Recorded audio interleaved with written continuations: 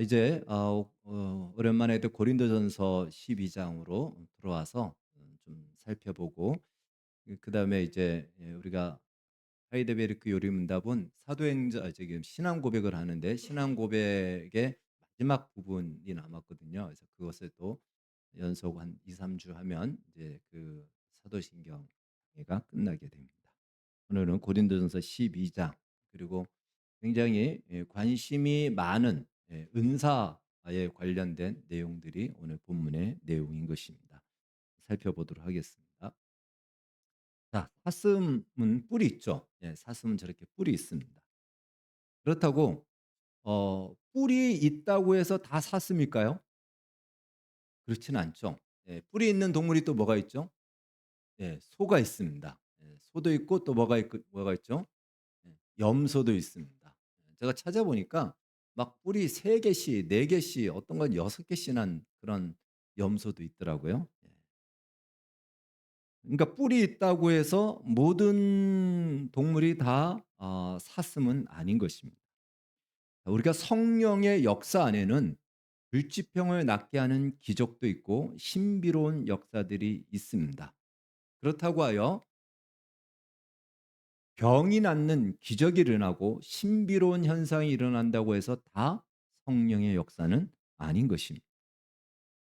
마귀도 병을 고치고, 모든 종교는 기본적으로 무엇이 있냐면 초월성을 가지고 있어요. 그래야 종교입니다. 초월성이 빠지면 철학이 되는 겁니다. 그래서 모든 종교는 다, 심지어 무속 신앙까지도 초월성을 가지고 있습니다. 다시 말해, 우리가 기도하는 중에 어떤 현상이 보이고 또 어떤 음성이 들린다고 해서 그것이 다 성령의 역사는 아니라는 것입니다. 성령의 역사인지 악한 영의 역사인지 단순히 그냥 영적인 현상인지 잘 분별해야 된다는 것입니다. 고린도 교회는 우리가 계속 살펴봤듯이 여러 문제가 있었습니다. 그 문제 중에 또 하나의 문제가 있었는데, 그것은 무엇이냐면 은사, 영적 은사를 가지고 누가 더 신령한 은사를 가졌는가에 따라서 누가 더 영적으로 센가라는 영적 이 엘리트 의식에 빠지고 영적으로 계급을 매겨 가지고 서로 갈등하고 대립하고 비난하는, 이러한 일들이 바로 이 고린도 교회 안에 있었던 또 하나의 문제인 것입니다. 근데 이것은 고린도 교회만의 문제가 아니고요. 오늘날에도 교회에서 가장 많은 문제 중에 하나가 바로 이 영적 은사에 관련된 문제라는 것입니다. 영적인 체험, 특별한 영적인 체험과 어떤 영적인 은사를 가지고 그것 때문에 굉장히 분란도 일어나고 시끄럽기도 하고, 뭐 이것 때문에 또 이단과 또 사이비로 빠지기도 합니다. 인간은 본성적으로 우리의 현실 세계보다 초월적인 세계를 향하여 동경하는 그 마음을 본성적으로 가지고 있습니다. 그래서 초월적인 세계를 곧 신의 세계로 생각해서 그 세계가 더 높은 세계, 차원이 높은 세계로 평가하려는 인간 안의 본성적인 그런 경향을 가지고 있습니다. 그래서 이러한 초월적인 세계 앞에서, 초월성 앞에서 인간은 급 겸손해집니다. 그 앞에서는 급 겸손해져요. 예. 왜? 그것은 마치 신의 세계로 신의 세계라고 여기기 때문에 그렇습니다. 이러한 인간의 특성을 잘 활용하고 이용하는 것이 이단 사이비예요. 이단 사이비는 바로 이런 인간의 한 모습, 이 특성을 가지고, 이 초월성을 가지고 딱 공략하면 대부분의 사람들은 딱 잡히게 돼 있어요. 딱 잡히게 돼 있습니다. 그래서 이단 사이비에 빠지는 이유가 바로 그 이유입니다. 고린도 교회도 그런 함정에 사실 빠져 있었던 것입니다. 신앙생활을 시작하는 분들은 이러한 영적 체험이나 영적인 은사에 대해서 굉장히 호기심도 많고 또 아주 사모함도 있습니다. 그래서 그런 체험을 가지고 있고 그런 은사를 가지고 있는 사람들을 아주 신령한 사람으로, 나와는 다른 저 구름 위에 앉아 있는 사람처럼 그렇게 생각하고 그렇게 대우하기도 합니다. 저도 이제 신앙생활을 중학교 2학년 때부터 하면서 이러한 것들에 대해서 굉장히 동경도 많았고, 막 그런 사람들이 부럽기도 하고 '어떻게 하면 그렇게 될까?' 하는 막 그러한 열심을 내서 그 은사와 그 체험을 얻으려고 했던 그러한 기억들이 지금도 나고 있습니다. 그렇게 가지는 마음은 본성적인 마음이에요. 우리 인간의 본성 안에는 이런 초월적인 것, 인간의 능력과 노력으로 되지 않는 어떤 초월적인 것들을 뭔가 사모하는 거예요. 그러면 내가 초월적인 존재가 되는 것 같이 여기기 때문에 그것을 향한 굉장한 그 사모함과 또 그 앞에는 굉장히 겸손해지는 이러한 본성적인 마음이 있거든요. 근데 그런 마음을 가진 그 상태에서 왜 그런 마음으로 그렇게 열심히 냈는가? 나쁜 것은 아니지만 그러나 성경이 이 은사에 대해서 초월적인 이 어떤 체험에 대해서 뭐라고 말하는지를 모르다 보면은 그냥 인간 안에 가지고 있는 본성적인 마음으로 그 초월적인 체험이나 영적인 체험들을 평가한다라는 거예요. 그러니까 성경이 이 은사나 영적인 체험이 뭔지에 대해서 성경이 어떻게 말하고 있는지 이게 굉장히 중요합니다. 이게 없다 보면은 그냥 본성대로 끌려서 가게 된다라는 것입니다. 뿐만 아니라 이 성경을 모르고 그런 체험을 한 사람들이나 그런 은사를 영적 은사를 받은 사람들도 굉장히 위험합니다. 성경을 모른 채 이런 체험을 하던가 이런 은사를 가지게 되면 그 사람은 두 가지의 큰 착각에 빠집니다. 첫 번째는요. 바로 자신을 다른 사람들보다 더 특별한 영적으로 우월하다라는 영적 엘리트 의식에 빠지게 됩니다. 나는 너희들과 달라. 나는 이런 체험이 있고 이런 은사를 가지고 있어. 난 특별해라고 하는 아주 이러한 그 영적 엘리트 의식을 가지게 고린도 교회도 역시 그러했다라는 것입니다. 심지어 이런 사람들은요. 성경 말씀보다 체험을 더 강조해요. 예. 신앙은 체험이 있어야 된다라고 강조를 합니다. 그리고 성경 전체를 어떻게 해석한다? 체험 위주로 성경을 해석하고 가르치게 돼요. 두 번째 빠지는 어떤 그 착각인데요. 위험인데. 바로 이제 뒤에 가서 우리가 설명하겠지만 이런 모든 체험과 은사나 이런 모든 것들은 다 사실 우리의 신앙의 성장과 유익을 위해서 준 거예요. 성장이라는 것은 자라나야 된다는 겁니다. 그런데 신앙의 성장하고는 상관없이 그냥 이 영적인 체험이나 영적인 것 그 자체를 즐깁니다.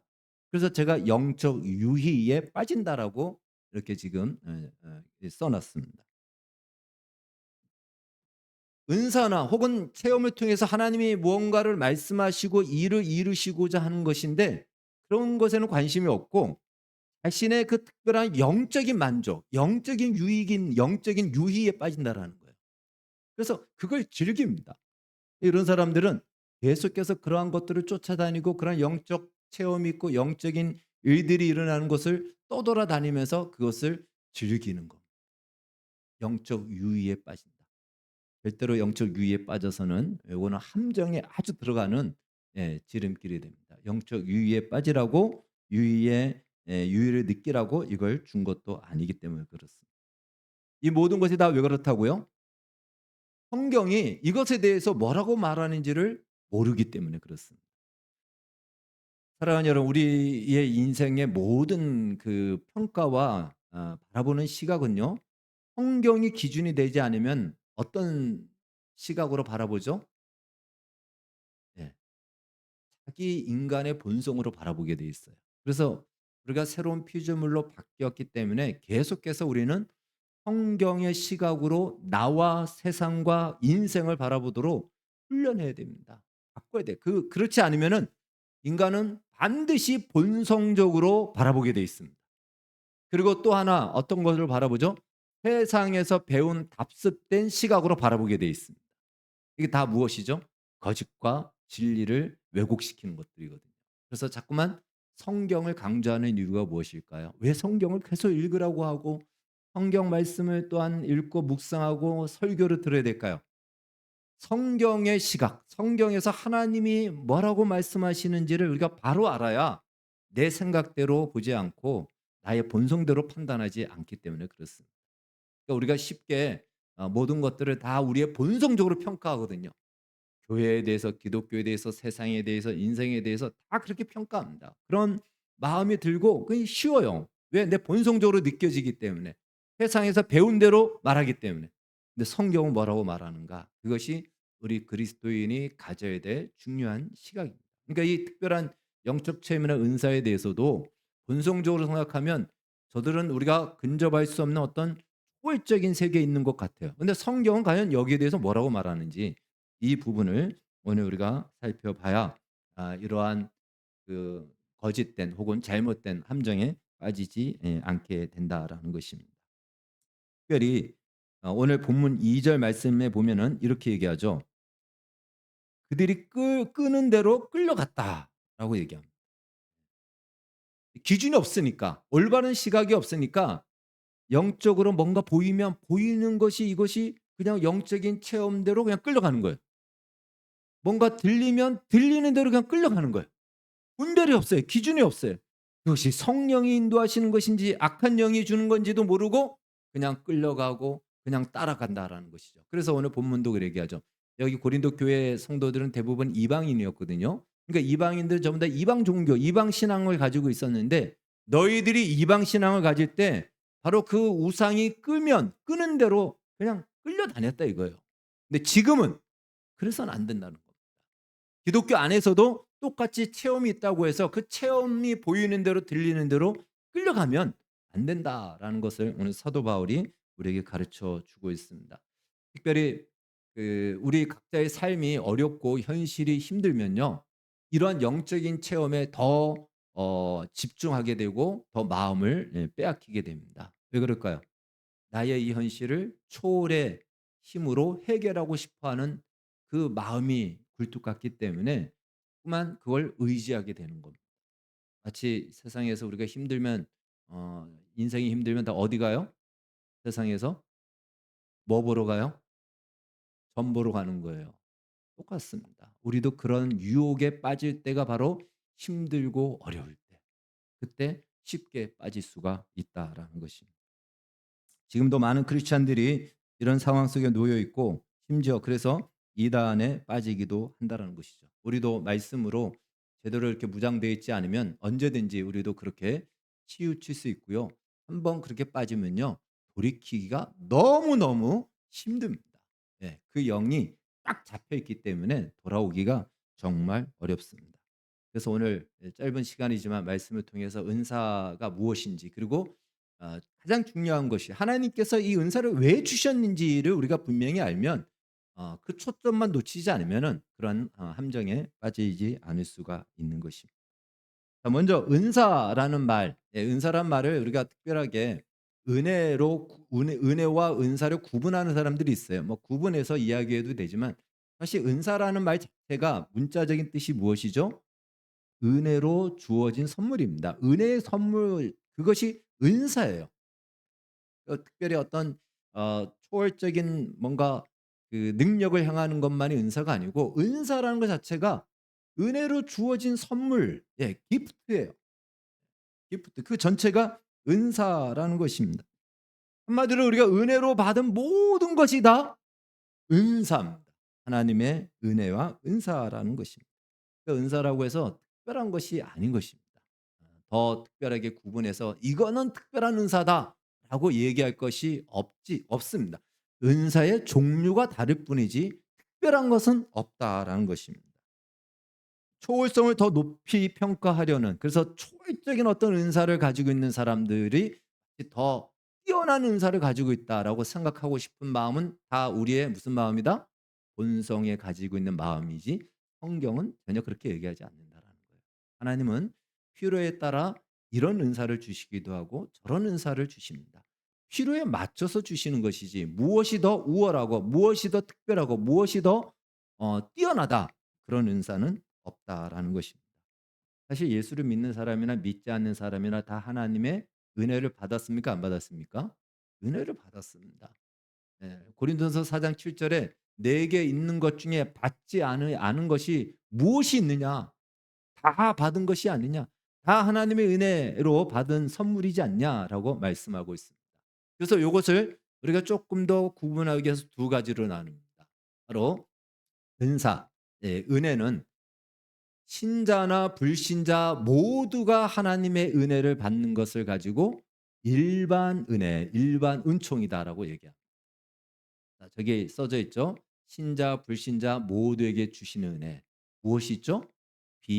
공기, 햇살 이건요. 없어서는 안 되는 것들은 하나님께서 주신 거예요. 안 믿는 사람도 주셨고 하나님을 대적하는 사람에게도 주신 겁니다. 예. 그래서 이건 당연한 거 아니야라고 하는 거, 당연한 거 아니야라고 하는 것이 사실은 다 하나님이 주신 은혜입니다. 우리도 이걸 하나님이 주신 은혜로 받아들여야 됩니다. 그래서 이렇게 당연한 거라고 여겨지는 것이 어쩌면은 우리 인생에 있어서 가장 중요한 거죠. 이거 없으면 우리는 살 수 없습니다. 이건 다 하나님이 주신 일반 은총과 은혜다라는 것입니다. 그러니까 은사예요, 이것도. 두 번째는 바로 신자에게만 주신 은혜입니다. 이것을 가지고 특별 은총, 특별 은혜다라고 얘기합니다. 여러분 우리 스스로는 예수님을 믿을 수가 없어요. 그래서 성령님이 우리에게 오셔서 믿음을 일으키심으로 우리가 예수를 믿게 됩니다. 그리고 구원을 얻습니다. 그래서 그 믿음, 구원 이런 것을 다 무엇이다? 이것이 특별 은혜다. 그러니까 신자만 받은 거죠, 이것은. 오늘날 우리가 예수를 믿고 이렇게 예배 자리에 나온 것은 하나님의 특별하신 은총을 받기 때문에 지금도 받기 때문에 받고 있기 때문에 이 자리에 나왔다라는 것을 이걸 꼭 기억하십시오. 이건 뭐 말로 측량할 수 없고 무엇으로 헤아릴 수 없는 은혜 중에 은혜다라는 것입니다. 사실 이것이 제일 큰 은혜죠. 세상에 보이는 것이나 또는 초월적이고 영적이라고 하는 그 어떤 정말 대단한 은사라고 하는 그 많은 것도 이 하나님의 특별하신 구원의 은혜와 비견할 만한 것은 없습니다. 이것보다 더 크고 이것보다 비견될 만한 은사는 없다라는 사실을 기억하십시오. 그러니까 우리는 특별한 은혜, 정말 어떤 영적인 체험이나 영적인 어떠한 은사보다도 가장 강력하고 뛰어나고 높은 은혜, 이 은혜를 우리는 이미 받았다라는 거예요. 이 은사를 우리는 받았다라는 이 사실을 꼭 믿으시기를 바라겠습니다. 아멘이십니까? 아멘. 예. 그 특별 은혜 중에 신자에게 주신 특별 은혜 중에 바로 격가지로 주는 은사, 은혜 이것이 바로 특별한 영적 체험이나 은사라는 것입니다. 말 그대로 오늘 성경에 나오는 야, 대단한 은사다라고 하는 것들은 엄밀히 따지면 무엇이다? 특별 은총의 격가지에 불과하다라는 것이에요. 예. 이것이 성경이 우리에게 이야기하는 겁니다. 근데 우리는 반대로 생각하죠. 구원받은 것은 1단계 은혜를 받았고 영적 체험을 하면 조금 깊은 2단계 은혜를 받고 그다음에 더 깊은 영적 은사 3단계 은혜. 그래서 3단계 은사를 받은 사람, 은혜를 받은 사람을 어떤 그 신령한 은혜를 받은 사람으로 생각하는데 완전히 이거 반대로 생각하는 겁니다. 우리 모두에게는 이 영적인 체험이나 은사가 감히 따라붙지 못할 특별한 은혜, 바로 이 구원의 은혜, 믿음의 은혜를 우리 모두가 받았다라는 사실입니다. 이것을 오늘 본문식으로 말하면 3절 말씀입니다. 3절 말씀 다시 한번 읽겠습니다. 시작. 그러므로 하나님의 영으로 말하는 자는 누구든지 예수를 저주할 자라 하지 아니하고 또 성령으로 아니하고는 누구든지 예수를 주시라 할 수 없느니라. 물론 이 말씀은요. 지금 로마 시대 속에서 주어진 말씀이에요. 그러니까 그 당시에 로마 황제를 주인으로 인정하는 그 시대 속에 아니요. 황제가 주인이 아니고 예수님이 주님이십니다. 예수님이 주인입니다라고 이야기한다면 굉장한 불이익을 당할 수 있습니다. 심지어 처형을 당할 수도 있어요.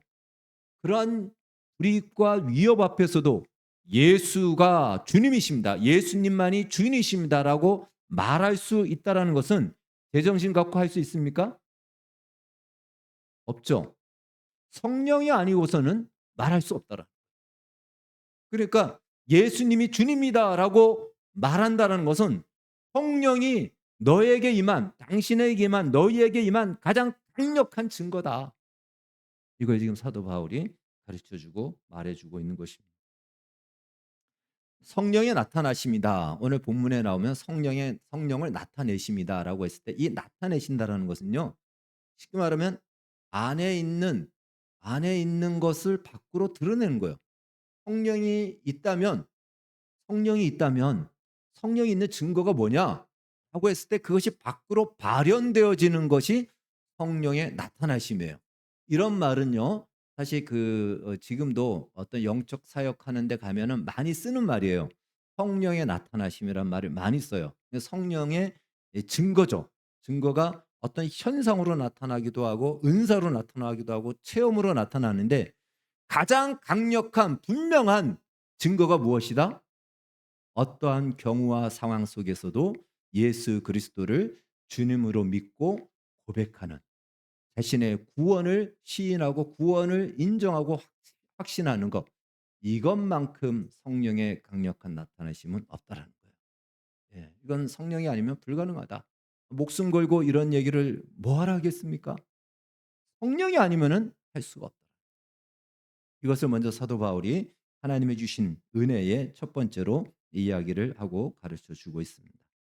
자, 구원받았다. 나는 구원받았다. 이것만큼 성령의 강력한 증거는 없다라는 거예요. 지금 그러니까 내가 예수님을 나의 주님으로 믿고 고백하고 있다면 여러분은 오늘 본문에 나오는 그 뛰어난 놀라운 은사보다도 가장 강력한 성령의 일하심이 지금도 이루어지고 있다라는 사실을 믿으시기 바라겠습니다. 구원이라고 할 때는요. 구원의 시작과 구원의 과정과 구원의 완성을 모두 포함해서 구원이다라고 얘기합니다. 우리는 구원하면은 막 지옥에서 천국으로 올라온 요 순간 요것만 구원이라 생각해요. 그러니까 이스라엘 백성들이 출애굽한 그 순간만 구원으로 생각하는데 구원은 출애굽한 것도 구원이고 광야에 있는 것도 구원이고 가나안에 있는 것도 구원이에요. 이 전체를 포함해서 구원이라고 얘기합니다. 그래서 빌립보서 2장 12절에 두렵고 떨림으로 너희 구원을 이루라라는 이 말씀은 두렵고 떨림으로 구원을 지키라는 것이 아니고 구원의 완성을 향하여 나아가라는 거예요. 애굽에서 나왔느냐? 거기 머물지 말고 광야로 나가고 광야에 머물지 말고 가나안 땅으로 나아가라. 구원의 완성. 구원의 완성이 무엇일까요? 하나님의 사람으로 만들어지는 것. 예수님이 다시 오실 때 점도 없고 흠도 없는 온전한 하나님의 사람으로 세워지고 만들어지는 그것이 구원의 완성이에요. 하나님의 형상으로 충만한 바로 그 자리로 나아가라. 그것이 구원이에요. 자, 그러니까 오늘 성경에서 말하고 있는 이 모든 은사를 주신 이유가 무엇이냐? 바로 신앙의 유익, 이 구원을 완성하기 위해서 주셨다. 이것을 위해서 이 은사를 허락하셨다라는 것입니다. 오늘 본문에는 9가지의 영적 은사가 소개되고 있습니다. 이 영적 은사가 9가지만 있는 것이 아닙니다. 사실 더 다양하고 세부적으로 많습니다. 그리고 로마서 12장에서도 은사에 대한 소개가 있습니다. 로마서 12장 말씀 한번 읽어보겠습니다. 시작. 우리에게 주신 은혜로 받은 은사가 각각 다르니 혹 예언이면 믿음의 분수대로, 혹 섬기는 일이면 섬기는 일로, 혹 가르치는 자면 가르치는 일로, 혹 위로하는 자면 위로하는 일로, 구제하는 자는 성실함으로, 다스리는 자는 부지런함으로, 긍휼을 베푸는 자는 즐거움으로 할 것이니라. 아멘. 네. 로마서 12장에는 영적인 어떤 초월적인 그 은사를 이야기하고 있다면 이 고린도서 12장은 로마서 12장에서는 어떻게 보면 우리의 일반적인 재능이나 달란트 같은 것들을 얘기해요. 이것도 다 무엇이다? 은사라는 거예요. 다 은사예요. 필요에 따라서 이 은사를 주셨는데 그 은사를 주신 것이 무엇이냐? 신앙의 유익을 위하여. 오늘 본문 너희의 유익을 위해서 주셨다라고 합니다. 교회의 유익을 위하여 하나님의 사람으로 온전히 세워지기 위해서 주신 것이지 그것이 너희를 증명하고 너희 자신을 자랑하기 위해서 너희의 영적 유의의 즐기라고 준 것이 아니다. 이 은사를 우리 모두가 사모하시고 은사를 받으면 좋아요. 은사는 정말 유용합니다. 그런데 그만큼 중요한 것이 무엇이냐면 책임도 있다라는 거예요. 이 책임의 목적을 이루지 않으면은 이것은 오히려 해가 되고 독이 된다라는 겁니다. 왜 그러냐면 자기 스스로도 은사를 가지고 있는 것 자체로 스스로 자기는 특별한 영적인 어떤 사람이다라고 생각하고 있는 거예요. 혹은 반대로 나는 이런 은사를 가지고 있는데 내 삶이 정반대의 인생을 살면은 스스로 좌절과 정죄감에 빠져서 계속적인 이중적인 삶을 살게 된다는 것입니다. 그래서 이 은사를 가지고 있어서 뛰어난 은사가 대단해요. 이 은사들은 실제적으로 엄청난 은사입니다. 우리 점쟁이들이 말하는 은사하고는 차원이 달라요. 그것과는 차원이 다른 뛰어난 은사입니다. 제가 한때 고등학교 때 이런 사역을 너무 사모하고 막 그래서 이제 기도원도 여기저기 다녔는데 기도원에 가서 보면은 그때 그런 은사 사역들을 많이 했어요, 기도원에서도.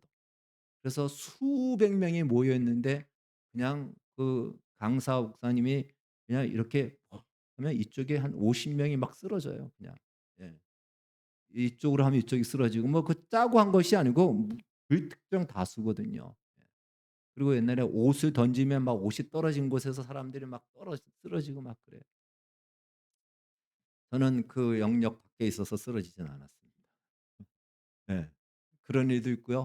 또 어떤 현상 어떤 데 제가 이제 사역 때문에 사역하다가 간 데인데 거기서는 막 이빨이 보철한 이빨이 금이빨로 막 바뀝니다. 수지 맞았죠. 그 사람 얼마나 좋아요. 예. 보철이 금으로 바뀌면 얼마나 좋아요. 이런 일들이 실제로 일어납니다.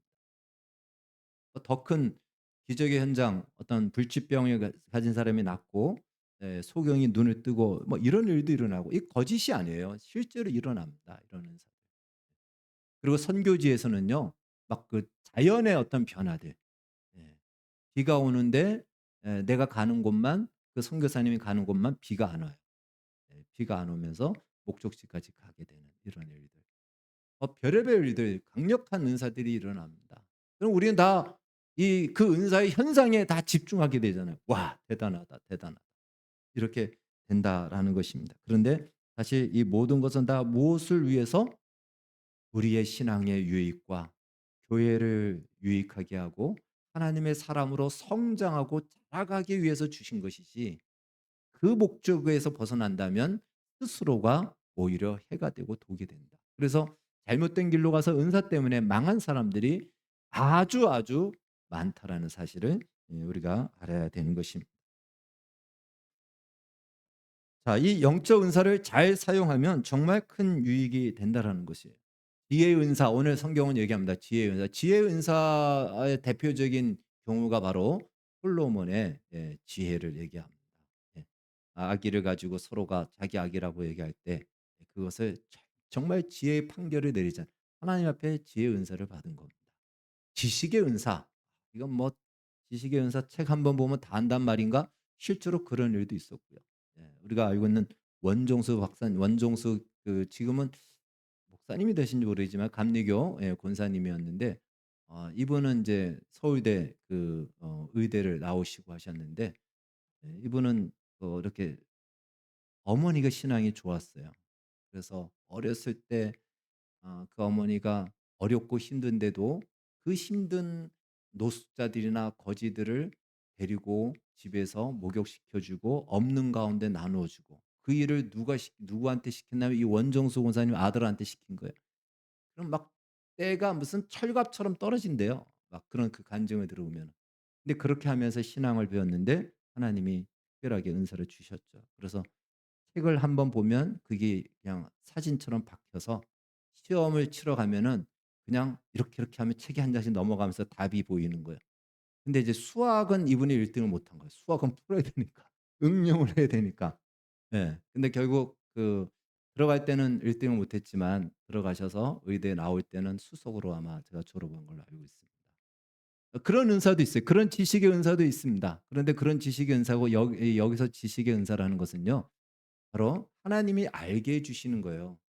이렇게 여러분들이 서 있든가 무슨 일이 있으면 저 사람을 향해서 하나님이 무슨 문제가 있는지를 알게 해 주십니다. 그런 것들. 이런 것들도 지식의 은사고요. 그다음에 능력을 향한다는 것은 정말 강력한 비정상적인 정상적이지 않은 능력이 일어나는 거예요. 믿음의 은사도 예수 믿는 구원 얻는 믿음이 아니고 하나님이 이루실 것에 대한 불가능한 일을 믿고 믿음으로 그 일을 이루어내는 겁니다. 영들을 분별하고 예언을 하고 방언을 하고 방언을 통역하고 얼마나 놀라운 일들입니까? 우리 교회 안에 이런 일들이 일어날까요? 사모하십시오. 예. 나를 증명하고 나를 자랑하기 위해서가 아니고 우리의 연약한 자들, 하나님을 모르는 사람들한테는 증거가 되거든요. 전도의 증거가 될 수 있어요. 그걸 위해서. 또 낙심한 자들을 위로하기 위해서. 그리고 내가 하나님 앞에 더 가까이 나가기 위해서 "하나님 나 이 은사를 주십시오."라고 한다면 얼마든지 하나님이 주신다는 거죠. 그리고 그 은사를 사모하십시오. 그리고 뿐만 아니라 이 은사를 가지고 '더 특별하다. 나는 더 뛰어난 은사를 가졌다.'라고 생각하면 그 자체가 망하는 겁니다.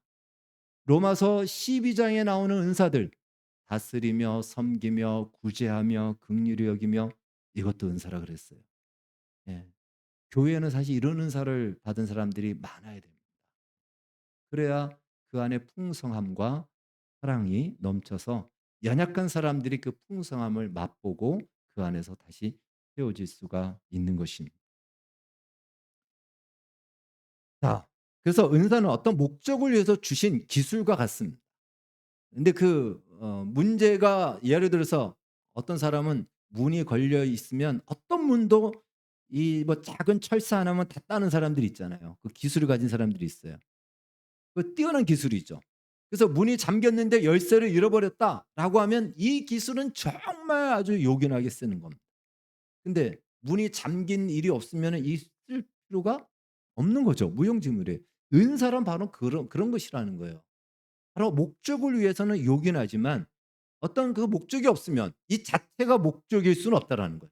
그러니까 은사를 가진 것을 가지고 그것 자체가 목적이 되어 나 자신을 증명하고 나를 자랑하고 또 나를 대단하게 사람들이 보는 것은 그것은 잘못된 것이다.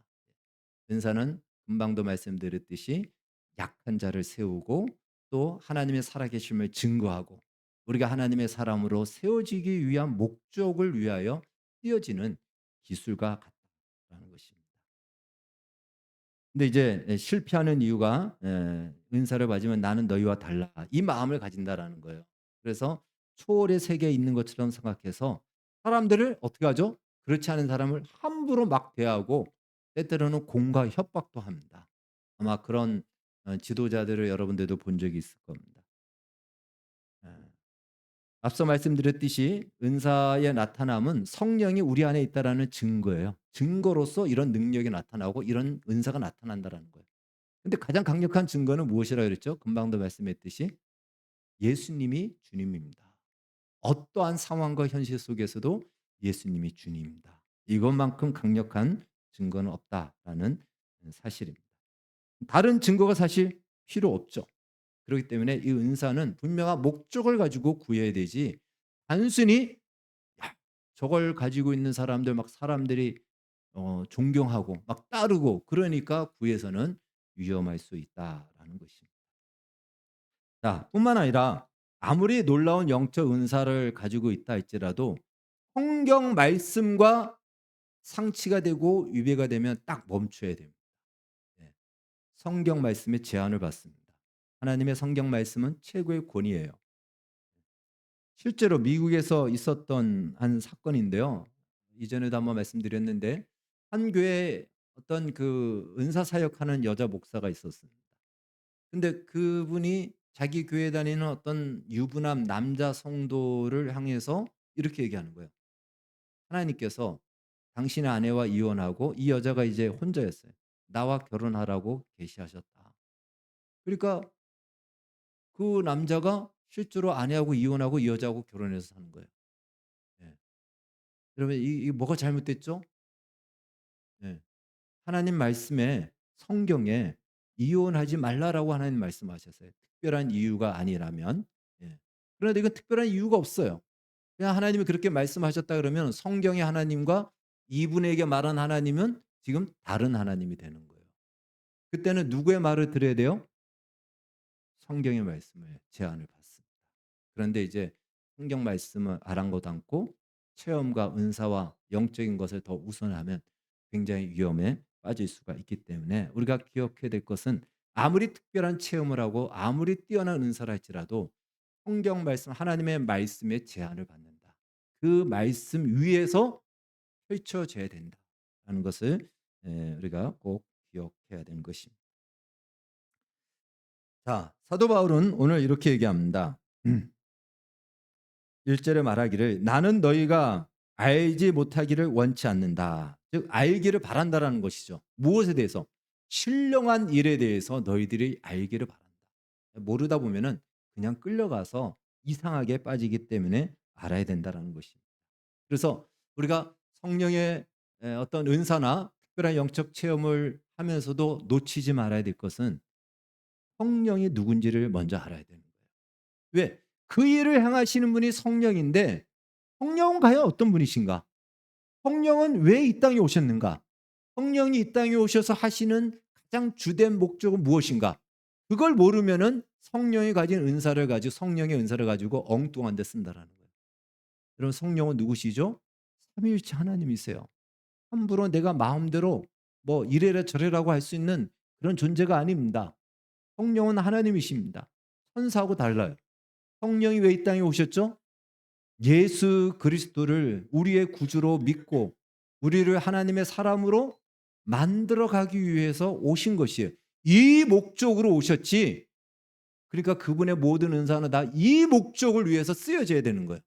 그런데 성령의 은사라고 하면서 전혀 다른 목적으로 쓰여진다면 이건 잘못된 것이다.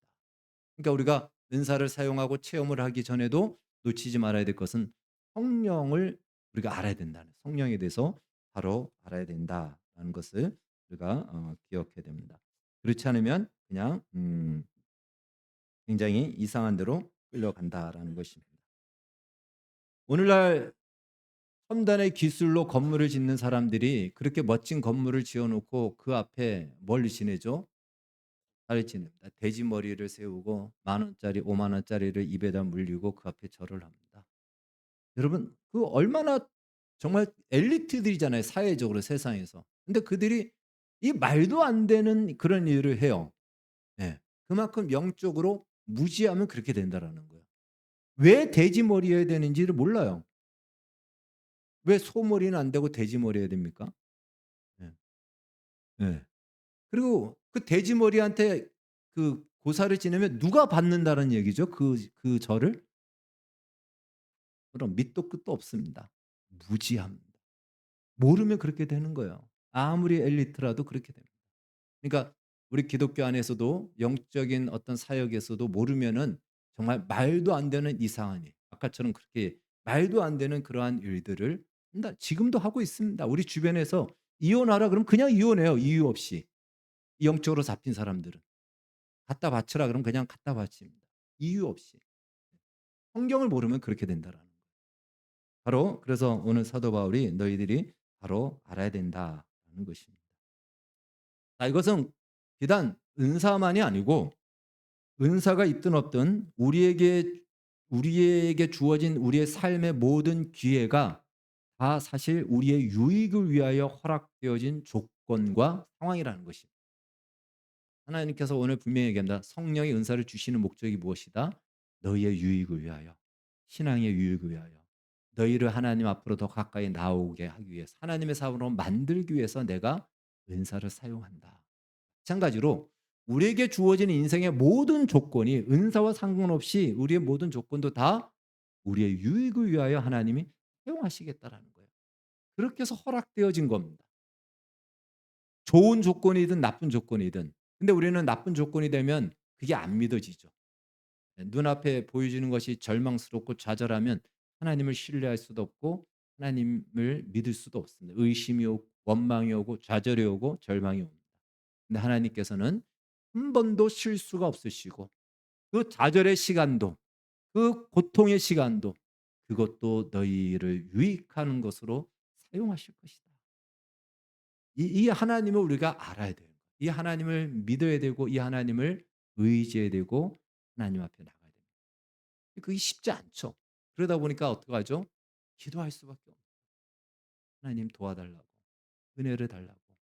그러니까 영적인 은사를 가진 사람도 하나님 앞에 그 은사를 바로 사용할 수 있도록 기도해야 되고 삶의 조건이 어려운 사람들도 하나님 앞에 나와서 은혜를 달라고 기도해야 됩니다. 기도 없이는 다시 말해 하나님의 도움 없이는 우리는 살아갈 수 없다. 이것 자체가 무엇이다 지금? 하나님의 사람으로 만들어지고 있다는 거예요. 그 자체가 하나님의 사람의 증거라는 것입니다. 영적 은사뿐만 아니라 로마서 12장에 나오는 여러 가지 우리의 섬김과 긍휼히 여기는 거, 이것도 은사입니다. 자기는 우리 좋은 교회 안에 그런 은사들이 정말 사모하고 많이 나타나셔서 이로 인하여 교회가 아름답게 세워지고 우리 지체들이 연약한 육체가 용기를 잃지 않고 다시 일어나고 믿지 않는 자들이 예수를 알고 구원 얻는 역사들이 우리 교회 안에 풍성하게 또 아주 활동적으로 많이 일어나기를 바라겠습니다. 성령께서는 다양한 방식으로 나타나심으로 인해서 우리 모두가 그 안에서 누림을 얻고 건강해지고 하나님의 사람으로 하나님께 더 가까이 나아가는 그런 기회로 허락하십니다. 이 놀라운 은혜가 우리 모두에게 임하기를, 우리 교회 가운데 넘치게 일어나기를 주의 이름으로 축원합니다. 기도하겠습니다.